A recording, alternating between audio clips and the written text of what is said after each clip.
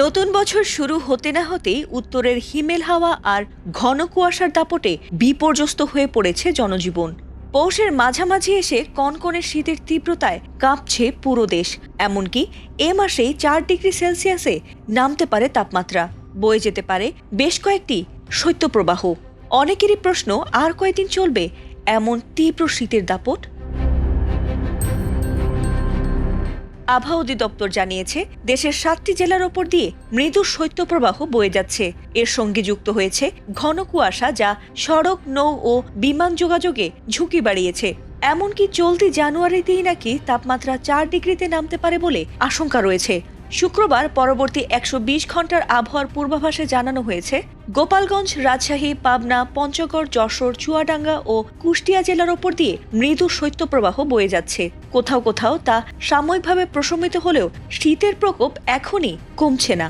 শনিবার সারা দেশের দিনের তাপমাত্রা প্রায় অপরিবর্তিত থাকলেও রাতের তাপমাত্রা সামান্য বাড়তে পারে। তবে আগামী সোমবার থেকে আবারও দিন ও রাতের তাপমাত্রা কমার আশঙ্কা রয়েছে। শনিবারও শীতের সঙ্গে কুয়াশার দাপট অব্যাহত থাকবে। আবহাওয়া অফিসের পূর্বাভাস অনুযায়ী মধ্যরাত থেকে সকাল পর্যন্ত দেশের অনেক জায়গায় মাঝারি থেকে ঘন কুয়াশা পড়তে পারে। কোথাও কোথাও এই কুয়াশা দুপুর পর্যন্ত স্থায়ী হওয়ার আশঙ্কা রয়েছে, যার ফলে বিমান চলাচল, অভ্যন্তরীণ নৌ পরিবহন এবং সড়ক যোগাযোগে সাময়িকভাবে বিচ্ছিন্ন হতে পারে। চালকদের এক্ষেত্রে সতর্কভাবে যানবাহন চালানোর পরামর্শ দেওয়া হয়েছে। দক্ষিণ বঙ্গোপসাগরে মৌসুমী লঘুচাপ থাকলেও দেশের কোথাও বৃষ্টির সম্ভাবনা নেই। এ সময় আকাশ থাকবে আংশিক মেঘলা আর আবহাওয়া থাকবে শুষ্ক। শুক্রবার ঢাকা ও পার্শ্ববর্তী এলাকায় বাতাসের আপেক্ষিক আর্দ্রতা ছিল 90%। আর পশ্চিম বা উত্তর পশ্চিম দিক থেকে ঘন্টায় 8 থেকে 10 কিলোমিটার বেগে বাতাস প্রবাহিত হচ্ছে।